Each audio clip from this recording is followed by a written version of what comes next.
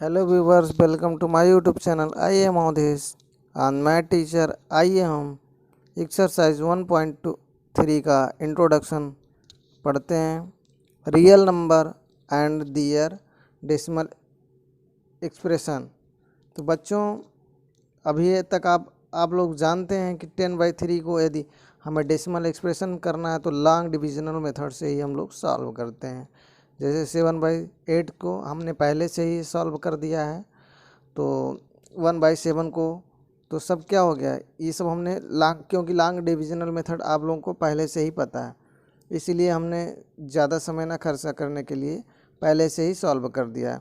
तो बच्चों, हमको जो ज़रूरी बात इसमें बतानी है वो, जैसे ये टर्मिनेट नहीं हो रहा है, ये ख़त्म नहीं हो रहा है ना 33.33, इसीलिए इसको बोलते हैं हम लोग क्या, जो नहीं ख़त्म होता उसको बोलते हैं नॉन टर्मिनेटिंग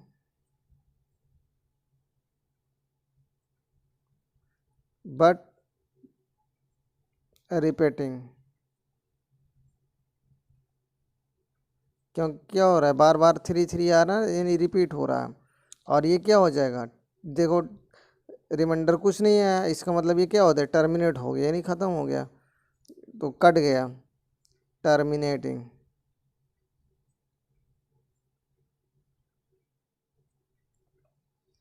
और ये क्या हो जाएगा बच्चों, ये भी क्या हो रहा है, ये भी नहीं ख़त्म हो रहा है, और लेकिन क्या हो रहा है, अब यहाँ के बाद इसके बाद फिर क्या होगा, रिपीट होने वाला है, तो ये भी क्या हो जाएगा, नॉन टर्मिनेटिंग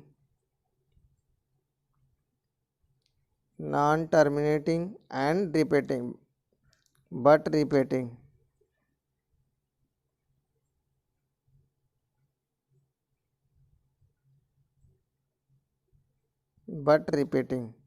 टर्मिनेटिंग तो नहीं, लेकिन रिपीटिंग है। तो बच्चों, जो रिपीटिंग वाले हैं उनमें क्या होगा, रिमाइंडर बार बार वही आ जाएगा जो यहाँ से डिवाइड करना होगा, रिमाइंडर उतना ही आया, और इसमें जीरो आ गया रिमाइंडर, कोशेंट इतना और डिवाइजर इतना।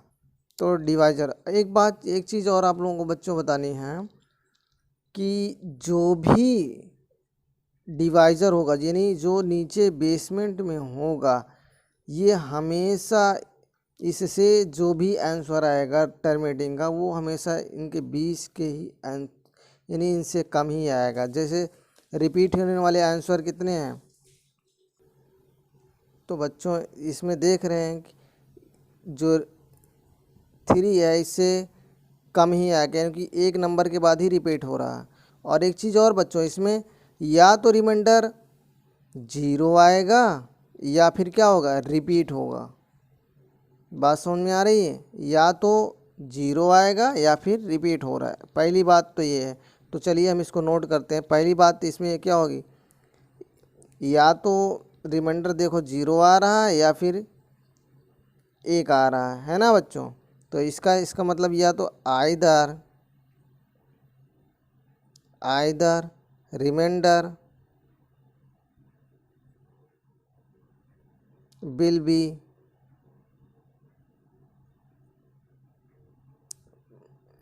become 0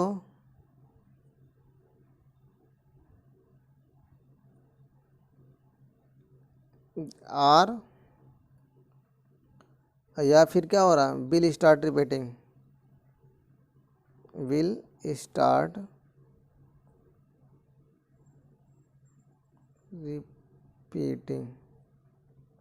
या फिर क्या हो रहा है, रिपीट हो रहा है। और दूसरी बात ये बच्चों कि इसमें हमेशा जो डिवाइजर होगा, कहने का मतलब जिससे डिवाइड करेंगे वो हमेशा बड़ा ही आएगा, उससे जो भी आंसर आएगा क्वेश्चन में, रिपीट होने वाले नंबर वो हमेशा कम आएंगे। जैसे इसका डिवाइजर कितना है, 7, और रिपीट होने वाले नंबर कितने के बाद आ रहा है, 1 2 3 4 5 6। देखो 7 जो आएगा फिर क्या होगा, यहाँ से फिर रिपीट होना शुरू हो जाएगा, इसको आगे डिवाइड करेंगे तो क्या होगा, फिर से रिपीट हो जाएगा। तो बच्चों, कहने का मतलब हमेशा जो ये नंबर आएंगे डिवाइड करने वाले आंसर का, कोशेंट का, वो क्या हो जाएंगे, टोटल नंबर डिवाइजर से कम होंगे, हमेशा कम आएंगे। इसको विशेष ध्यान दीजिएगा। ये क्या हो जाएंगे, और जो बार बार रिपीट होता है उस पर क्या लगा दिया जाता है बच्चों, बार लगा दिया जाता है। इसका आंसर हम लोग लिख सकते हैं, जैसे 3 रिपीट हो रहा है तो 3.3 डैश हम लोग कर सकते हैं 3 बार। और चलिए, और दूसरा हम लोग क्या कर सकते हैं, जो रिपीट हो रहा है तो रिपीट होने को हम लोग लिख सकते हैं कि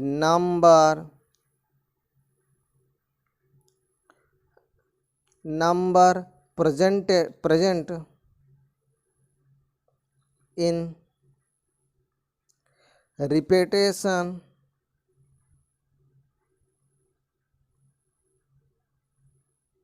स्टार्टिंग always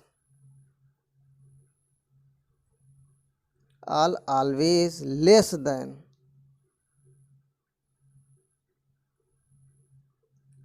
than divisor।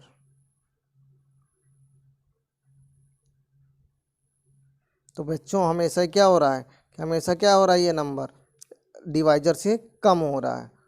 तो ठीक है बच्चों, ये हमेशा, जैसे अभी आपको बता दिया ना, 3 से अगर डिवाइड कर रहे हैं तो ये 3 से एक नंबर के बाद ही डिवाइड हो रहा है। कहने का मतलब 3 के बाद फिर 3 आ गया, तो कहने का मतलब एक के बाद एक के बाद, कहने का मतलब जो रिपीट होने वाला नंबर है 3 से छोटा है, यानी एक के बाद ही आ जा रहा है। अभी तो बच्चों हम लोग लॉन्ग मेथड डिवीजन मेथड से हम क्या बताए कि जो भी रेशनल नंबर होगा, कहने का मतलब रियल नंबर, उसको हम डेसिमल एक्सपेंडेड फॉर्म में कन्वर्ट करेंगे लॉन्ग डिवीजन मेथड से। लेकिन जो डेसिमल में होगा उसको पी बाई क्यू के रूप में कैसे करते हैं, तो अभी तक क्या करते थे, जैसे इसको पी बाई क्यू के रूप में लिखना होता था तो इसको क्या लिख देते, नंबर लिख देते थे 19267 उसके बाद 1 लिख देते थे, और जितने नंबर पे क्या होता था डेसिमल होता था उन्हें 0 1 2 3 4 5 6, यानी 6 0 1 2 3 4 5 6। ये क्या हो गया, अब क्यू यहाँ पे नॉट इक्वल टू 0, और ये हमारा पी बाई क्यू के रूप में हो गया या नहीं। तो बच्चों ऐसे ही है। अब कहने का मतलब ये भी हमारा इंटीजर हो गया, ये भी हमारा इंटीजर हो, कहने का मतलब ये क्या हो गया, हमारा रेशनल नंबर। रेशनल नंबर किसे बोलते हैं, जिसको हम पी बाई क्यू के रूप में लिख सकते हैं, वही तो रेशनल नंबर होता है। तो चलिए हम लोग आज जो अभी पढ़ते हैं, अगला टॉपिक है हमारा। तो इसके लिए बच्चों में एग्जाम्पल नंबर 7 पढ़ देखते हैं कि जैसे कि कोई भी डेसिमल एक्सप्रेशन है, जैसे वो बार बार रिपीट हो रहा है, तो उसको हम क्या करते हैं, उसको रिपीट, जितने नंबर रिपीट होते हैं उसके पे क्या लगा देते हैं, बार लगा देते हैं। तो इसको हम कैसे पी बाई क्यू के रूप में लिखेंगे वो आज हम सीखेंगे। तो जैसे स्टेप फर्स्ट क्या करते हैं, सबसे पहले इसको x के इक्वल टू मान लिया जाता है, let x equal to 0.3 dash. Okay, अब हम यहाँ जानते हैं कि 0.3 डैश इक्वल टू क्या होता है, 0.3333 है ना।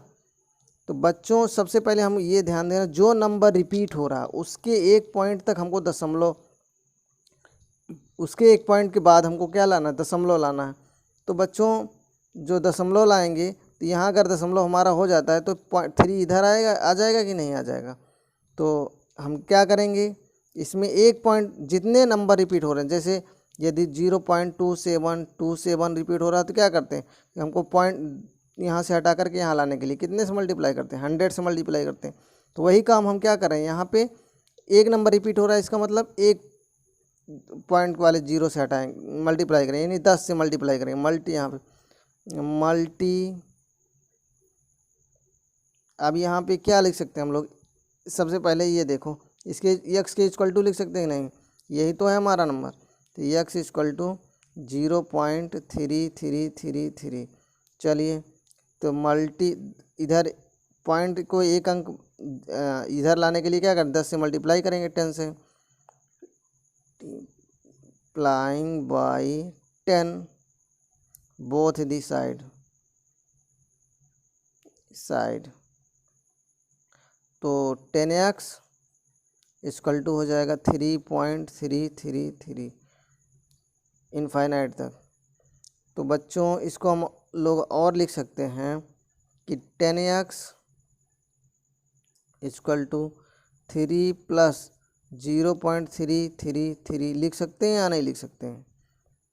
तो इसको और आगे 10x इक्वल टू 3 प्लस 0.33 को ही हम क्या लिख सकते हैं, 0.3 डैश लिख सकते हैं कि नहीं, 0.3 डैश लिख सकते हैं। और इसी को हमने क्या लेट किया है, एक्स लेट किया है। तो 10x plus equal to 3 plus x. अब क्या किया, एक्स को इस साइड लेके आए तो 9x इक्वल टू 3। तो x इक्वल टू 3/9। तो 3 से 3 1 जा 3, 3 3 जा 9। तो 3 3 जा 9, तो यानी x इक्वल टू कितना हो गया, 1/3। तो बच्चों हमारा जो p/q के रूप में जो फॉर्म आया, क्या आया, x इक्वल टू 1/3, ये आंसर आया। तो बच्चों इसी तरीके से हम और आपको क्वेश्चन दे रहे हैं, उसको सॉल्व करिए। जैसे ये आ गया, इसको सॉल्व करिए, 0.2727, इसको सॉल्व करके लगाइए। तो चलिए और आगे बढ़ते हैं हम। एक चीज़ बताना भूल गए बच्चों, क्योंकि हर चीज़ एक साथ नहीं बताई जा सकती, कुछ ना कुछ छूट ही रह सकती है। तो बच्चों यहाँ पे थोड़ा सा याद आया है, तो उसको हम यहाँ पे बता देते हैं। जैसे 2/3 को हमको क्या इसमें बनाना है, decimal expansion without long method विधि। क्या करना है, without long method, without long divisional method से, डिविजनल मेथड से।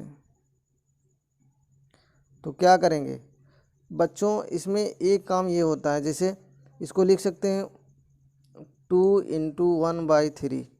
तो 1/3 को ही हम लोग यहाँ जो डैश लगाते हैं 0.3 डैश, इसी फॉर्म में ऐसे ही हम आता है आंसर।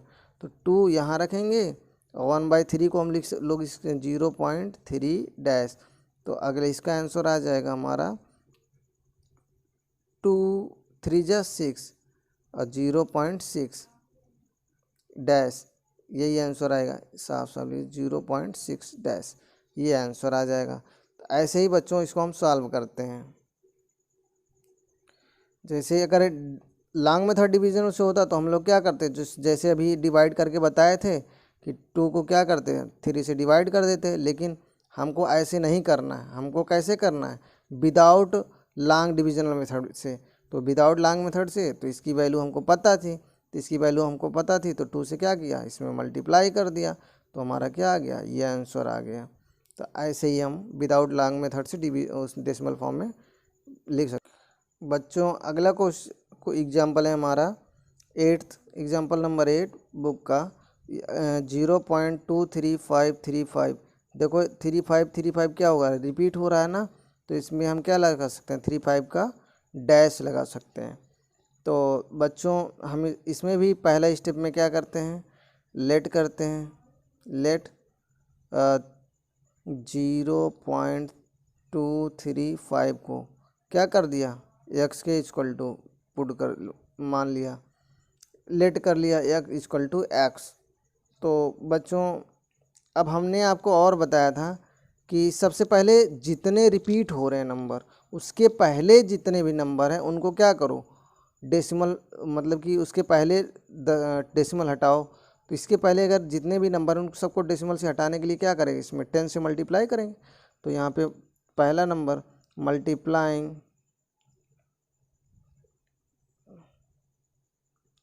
10 both the side. तो हमारा क्वेश्चन क्या था, 0.23535 इक्वल टू एक्स। इसको हम इतना लिख सकते हैं ना, 3535 को, तो 10 से मल्टीप्लाई करो, तो 0 यहाँ 10 से मल्टीप्लाई करेंगे तो यह आ जाएगा 2.35 और 35 और इक्वल टू 10x।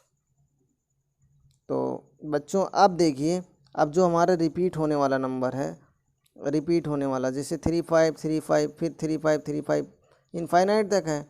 तो इसमें हमको क्या करना है, हमने क्या बताया था, जितने नंबर रिपीट हो रहे हैं उनको क्या करना है, उनके एक बार तक डेसिमल पहुंचाना है पीछे, तो डेसिमल को यहाँ पहुंचाएंगे तो कितने से मल्टीप्लाई करेंगे, 1 2 यानी 100 से मल्टीप्लाई करेंगे।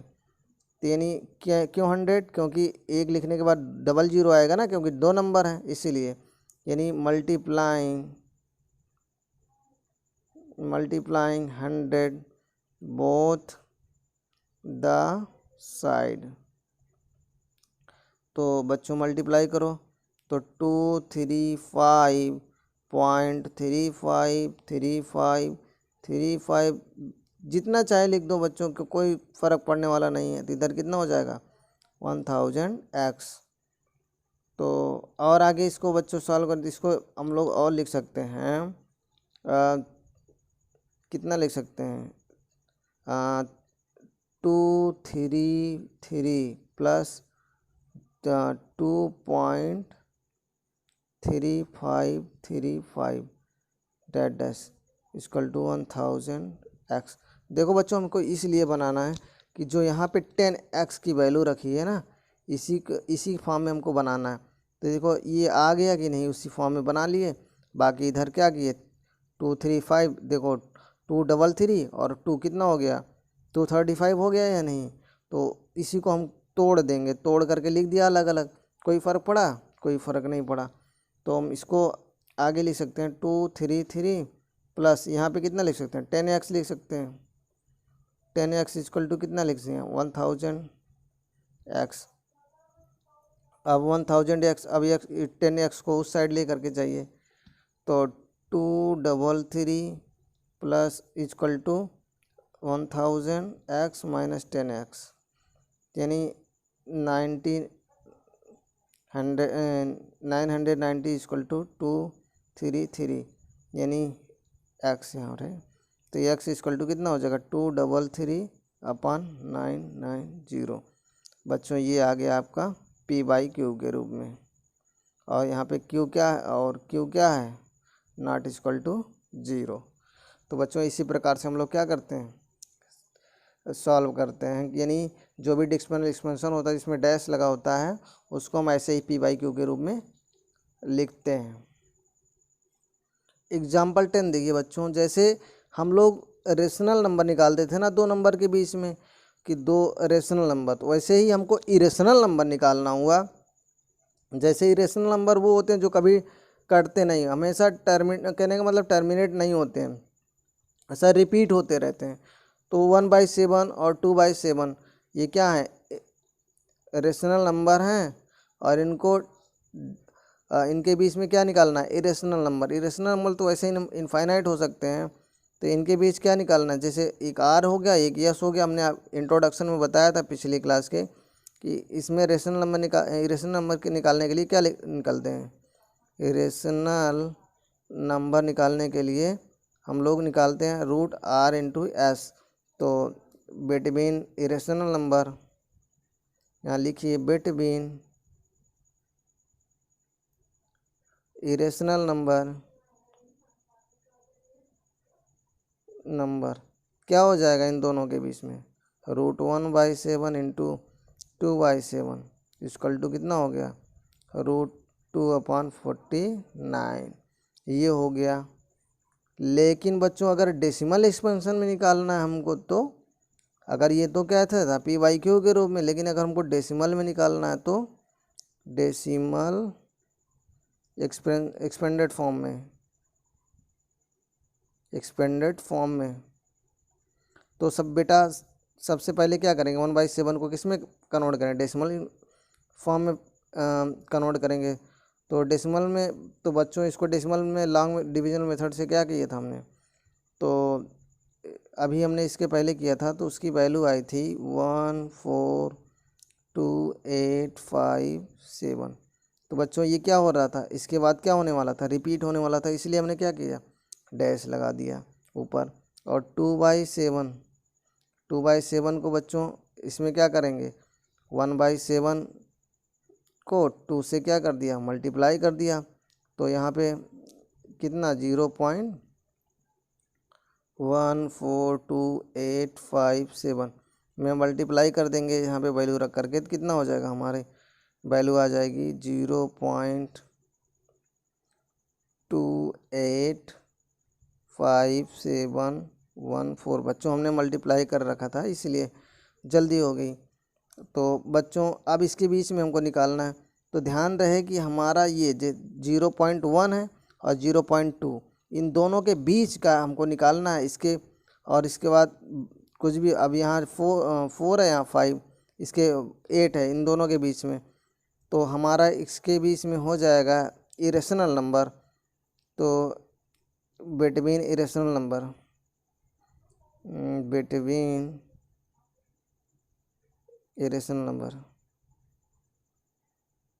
बच्चों बोल रहे हैं वही समझ लीजिएगा, बाकी राइटिंग पे मत जाइएगा। क्या हो जाएगा, तो ये हो जाएगा 0.15। देखो 1 है, यहाँ 2 है, तो दोनों के बीच में 1 है, 1, और 4 और 8 के बीच में क्या है 5, 0 1 5 0 0 1 5 0 0 0 1 5 0। देखो बच्चों ये रिपीट क्या हो रहा है, रिपीट नहीं हो रहा है, ना टर्मिनेट हो रहा है, तो ये क्या हो गया, हमारा इरेशनल नंबर हो गया। तो ऐसे ही हम क्या करते हैं, दोनों के बीच में इरेशनल नंबर निकालते हैं। तो थैंक यू क्लास। प्लीज़ मेरे चैनल को लाइक, सब्सक्राइब और शेयर करना ना भूलिएगा।